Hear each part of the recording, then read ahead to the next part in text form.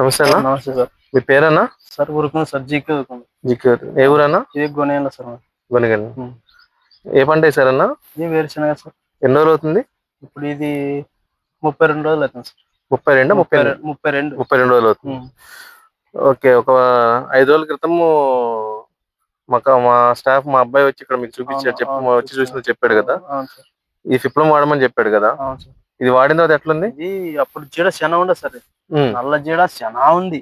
ఈయన వచ్చి కాసి చూసాడు, కన్నే పాయింట్ కదలంటుకునింది. అంటుకుంటే ఇంత దెబ్బ ఉంది కదా అని కాసి చూసిపోయి మన చేప కట్టు పోయి కాసి ఇది విప్లవం ఇది 4 ఇచ్చినాడు. 24 ట్యాంకులు లెక్క డోసు. ఓకే. కొట్టిన తర్వాత ఎట్లుందన్న? నాకు బాగుంది సార్. ఇప్పుడు ఎన్ని రోజులు అవుతుంది కొట్టిన? కొట్టి 3 రోజులు సార్. 3 రోజులకి. 3 రోజులకే మీకు తేడా తెలుసు. పూర్తి అయిపోయింది. కనిపిస్తుంది సార్, బాగుంది.